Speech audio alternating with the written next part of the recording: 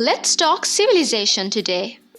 If you enjoy and find what I'm about to say interesting, do like and subscribe. A turning point in English literature, a book considered to be the great American novel. This story is a sequel to The Adventures of Tom Sawyer, and it is about Tom's friend, Huckleberry Finn, a young boy who is brought up most of his life outside the typical social norms and conventions due to several reasons. The book was banned in 1885 because it touched on topics such as slavery, neglected kids, and bad parenting. In addition to this was the use of language that offended many. For example, a derogatory term was used often when referring to the slave Jim, yet it was meant to be a realistic representation of the society and language in the Southern American territory where slavery was up and running. The story is set in St. Petersburg, Missouri in the pre-war era of 1800s.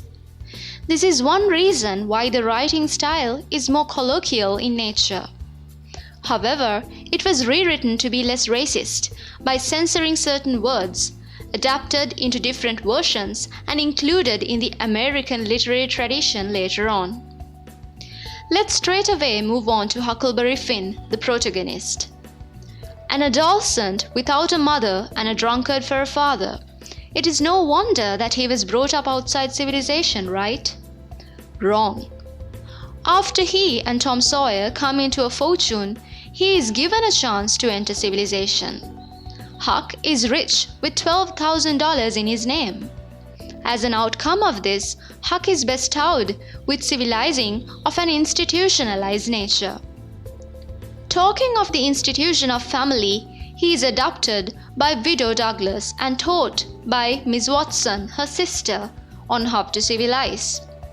A series of rules and etiquettes are what Miss Watson puts Huck through. Don't put your feet up there. Don't scrunch up like that. Don't gape. Don't stretch. The institution of religion too takes hold of him indirectly through Miss Watson. Other than attending church, he has read stories of Moses, which he initially seemed to take an interest in. The institution of school too opens its doors to him, and even at home, the spelling book corrects his grammar and language. It is important to note that he talks in a dialect not very sound and literate due to the influence of his papa, and this is what the spelling book addresses. I couldn't stood it much longer. Despite these portals into civilization, he does not seem to enjoy it or try to reap the best benefits out of it, or so it seems.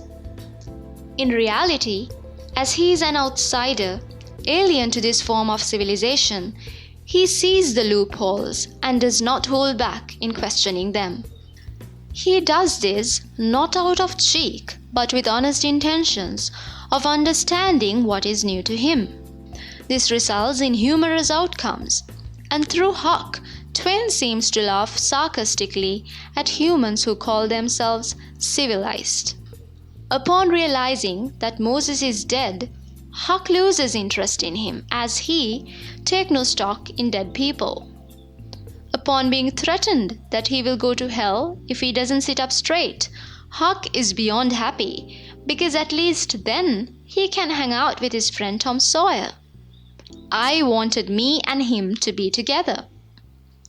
Religion is criticized when he is disappointed in God for not giving him fish hooks, which he wished for. He is confused when smoking is looked down upon by Miss Watson when she herself takes snuff. Huck, despite this confusion, is intelligent enough and distant enough from society's ways to see through its follies. They get down on a thing when they don't know nothing about it. This characteristic in his personality of not identifying with the society is one reason why he is able to come into terms about helping Jim, which a civilized white boy would have been unable to do. As he wishes that he was in hell rather than at Widow Douglas's, we see how civilization for him at this point is worse than hell. It is a prison, and he is a free bird trapped in a cage. With this comes the natural need to escape. When you can't move, you always itch all over the place. Even though he is snatched from Widow Douglas's by his papa, and he readapts to his old idling ways, he remains trapped. He is literally under lock and key in a shed. So let's fast forward to when he puts a pig carcass in his place, fools everyone, and escapes on a raft. We let her float wherever the current wanted her to. Now the raft acts as an extremely important symbol. As much as it is a symbol of freedom, it becomes a symbol of equality, where Jim and Huck, a slave and a white boy, finds friendship in and is dependent on each other. The scene where both of them are naked on it symbolizes how they are completely stripped of boundaries of caste, race, etc., and taken further away from civilization into unknown virgin lands. Looking at virgin lands, Jackson Island, where they take refuge in and fend for themselves in, is reminiscent of how unknown territories were colonized by the whites. Colonization that goes hand in hand with civilization is what is depicted through this incident. That is why, as pioneers, Huck and Jim go to a land that has not been stepped on by man and shapes a civilization. How successful and practical this is to be later addressed. The incorporation of slavery into the story, giving prominence to Jim's fate, can also be seen as a resemblance of colonization and the power struggle between races. Talking of practicality, Huck is practical, unconventional, and logical, as opposed to his friend Tom Sawyer, who seems to be more imaginative yet conservative. Tom is more conformist due to books that he reads, and because he voices what the society puts forth as right and wrong.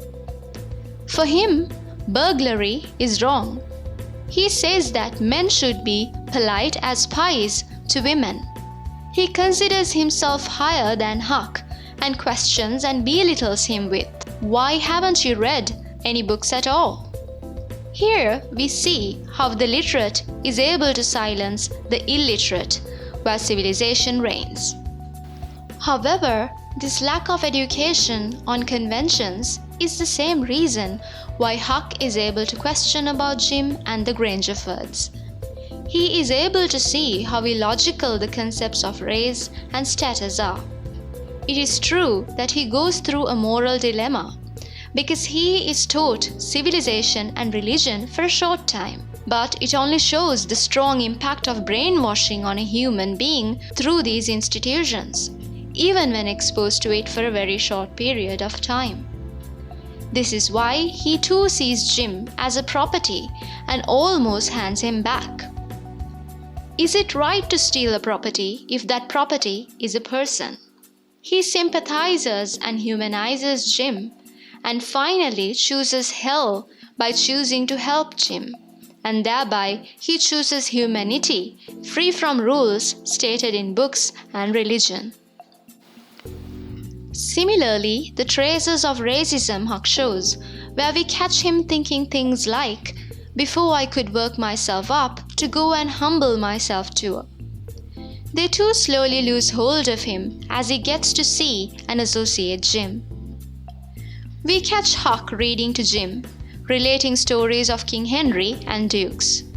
He showcases his knowledge on language, saying that the French don't speak the same way we do. With stories about Solomon, he teaches religion to Jim.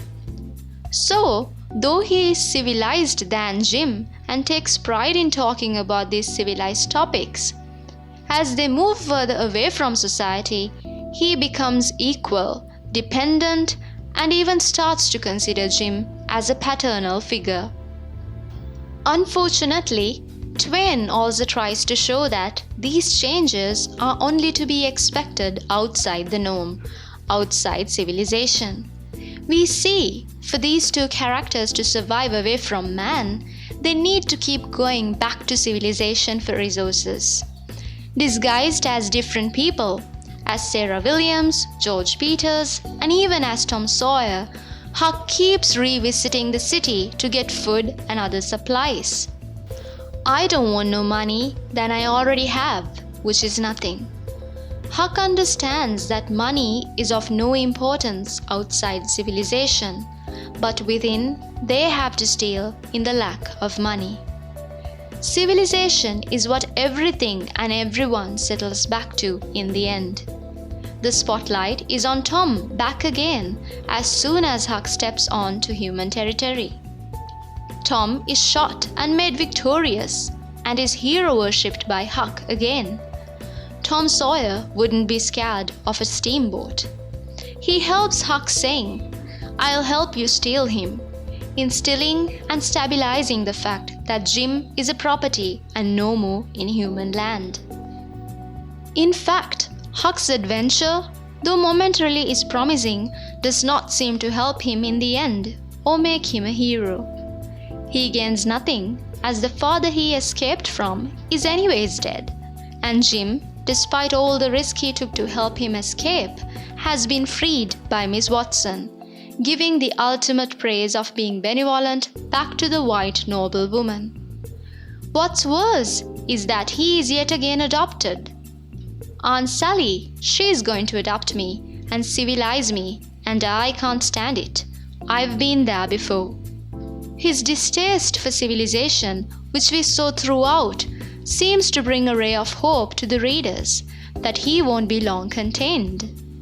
This is intensified as he also adds, "Light out for the territory ahead of the rest," showing that he will be this adventurous voyager no matter what, and civilization will not hold him back now that he has had the experience and insight to think and live out of the box.